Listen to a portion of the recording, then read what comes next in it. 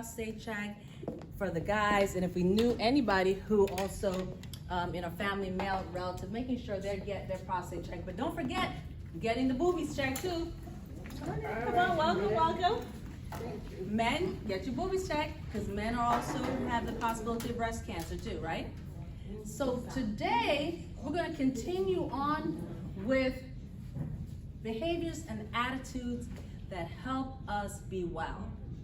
Because my goal is to take your health from average to excellent. You can go anywhere for average health. When you want excellent health, you come see me. Okay? And I've always said this in all my classes, if you don't ever learn anything, the mind precedes the body. Okay? Get your mind right, and your body will follow. It's just fact. If you're thinking, I'm ugly, I'm unattractive, you can put on the most beautiful outfit. You know? You can put on the most beautiful outfit, and what's going to happen, it doesn't really matter. You can do your nails, wear your shoes, get your hair done, but if you internally are feeling ugly, you're gonna show up ugly. You're gonna show up unattractive. And you will repel and repulse people. And that's not what we want, right? We want to be engaging and receptive. Okay, 1 second, my office is calling. So, on that vein, we're going to talk about something that has come up to me only because this week has been kind of rough. Heard about a lady who's driving. I don't know whether she blew her horn or gave somebody the screw face, but someone got out and shot her. Yeah, you heard about that, right? Yeah. And I thought to myself, where did that come from? And for me personally, I was on my way to work, 7:15 in the morning, merging into the lane. And you know when you merge, you just have to slowly go over. The lady behind me didn't feel that was something I should be doing, and she started speeding up to prevent me from merging. But I was ahead of her, so I ended up merging in front of her. That woman followed me for 1.5 miles, giving me every finger in her hand and verbally abusing me the whole ride. She kept driving next to me. Yes, for 1.5 miles. I was amazed. And to my mind, I said, what could be going on inside of you that at 7:15 in the morning, you already woke up mad? How do you wake up at 7:15 and you already mad? I mean, she had what? Oh, that's a good one. She didn't sleep last night, you know? Maybe somebody kicked her in the night. I don't know. But how do you wake up, put on your clothes, and by 7:15, you're ready to beat up the world? Maybe her husband left her a month ago. And she still woke up mad? After a month him being gone, she hasn't found happy? Maybe her husband didn't come yet. Maybe her husband didn't come yet. Oh, she said maybe her husband didn't come home at all. That might have been a good thing. You know, we might have looked at the good side of it. But she woke up mad. But we take anger. And so today our talk is going to be about our anger. Is anybody feeling anger? Nobody, none of us ever get mad. No, none of us in here. No. So what kind of things are making you angry? What kind of things lately? Can you think of anything that's been making you really angry lately? Kids, children. What these kids been doing? And they probably can't be kids. How old are these kids? They are grown. Like grown, like how old? 60 and down. Oh, okay, so we got some 16-year-olds. Okay. 60. 60. That's a kid? That's a grown folk. How is that a kid? They always not get you. How is that a kid? Yeah, I know. That sounds like a. All right, so let me correct this too. This is a 60-year-old kid, okay? And I can see why they're pissing you off. Because if they're still acting like a kid, And they're 60. We've got some problems here. So what is your kid doing that is still pissing you off? They don't show up when they're supposed. Okay, so that's a good one. And I think we can all share that. What is that? People who are not disappointment. Unfaithful. Right? Oops, disappointment. Okay, someone's being unfaithful. What are other kind of things? Being unfaithful, disappointment, unreliable. Right. Yeah, somebody said they're going to pick you up to go with you, and then the next thing you know, they don't call. And they don't show. And they don't show. What I call the no-show. The no-show. And guess what? In my business, I get that all the time. People schedule appointments, they call me up, they run me down, they get my personal phone number, they email me, they text me. And so I said, okay, I'll let you come in. In fact, I'm going to stay late for you. Wow. Okay? And they turn into a no-show. But it happens. Or someone says they're going to pick you up, and they say, oh, I got delayed. That'd be nice, even if they said they got delayed. But they just don't show, right? So you got the no-shows, people being unfaithful, you know. And describe for me unfaithful. Give me an example of unfaithful. I'm coming. What's unfaithful? Who said unfaithful? What does it mean? Yes. Somebody who's untrue about whatever. Okay, so lie. So pretty much when people lie. So someone lies. That's one of my pet peeves, when you lie. Honesty is hard to take, but for me, lying's even worse, you know? Okay, so you don't like my skirt, okay. I like the skirt when I put it on, but if you don't like it, okay. But don't lie and say, oh girl, you look so good. You look fine. Oh, did you see what she had on? And then it comes back around to you, and that's supposed to be a good friend, but they're telling everybody else your business. You know what? Where I worked, I was a supervisor, and I learned if someone called and asked about an employee, I learned if you can't say nothing good, Don't say anything. don't say nothing. So one of the things that make you angry then would be what? Saying bad things about people? Right. Gossip? Yeah. Gossip? Well, I thought everybody likes a little gossip. Rumors? Not good. Expectation. Hey, did y'all hear? Did you hear? Did you hear? But listen, look at you. Everyone's ears is like peeking. What? What? So a lot of us are supporting gossip and rumors, right?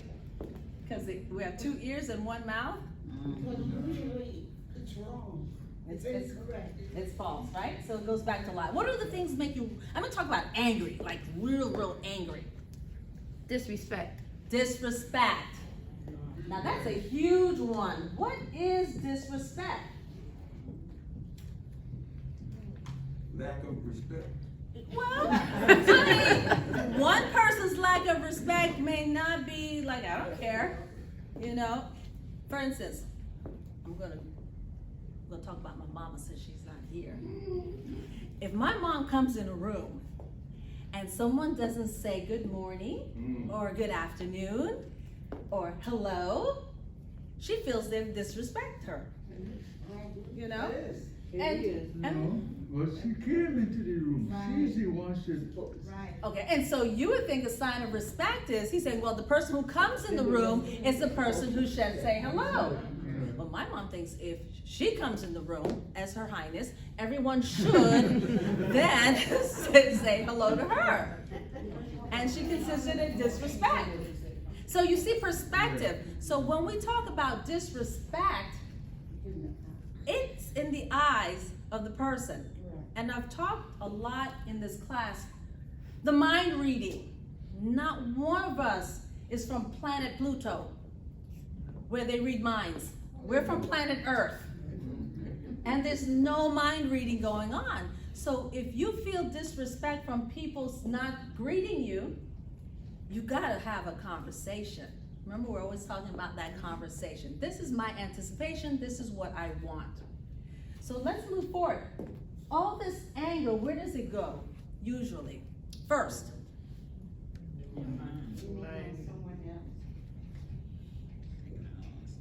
it's inside.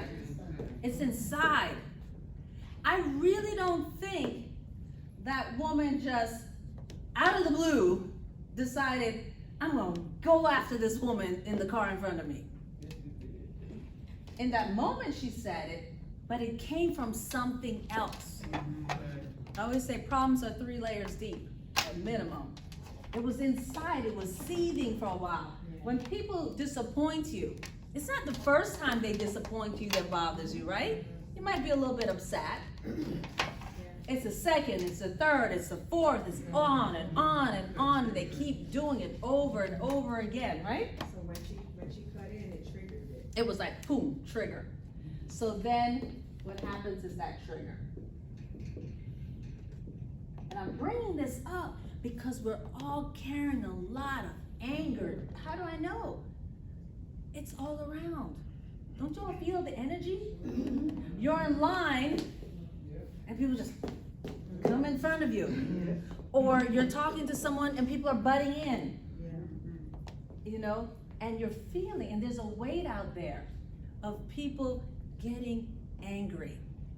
Even the things on television that we're seeing, where for me, seeing the shooting of that gentleman by 80, 90 bullets, why?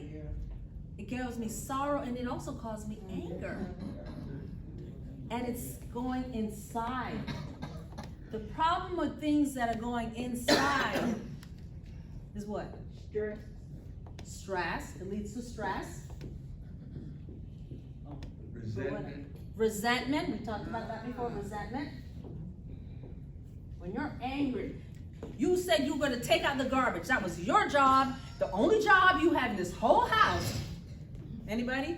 Yeah. The only job you have is to take out the garbage. And every week I gotta tell you the garbage man's coming. Anybody?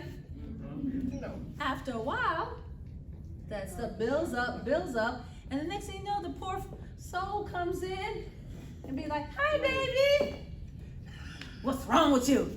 And they get this eruption.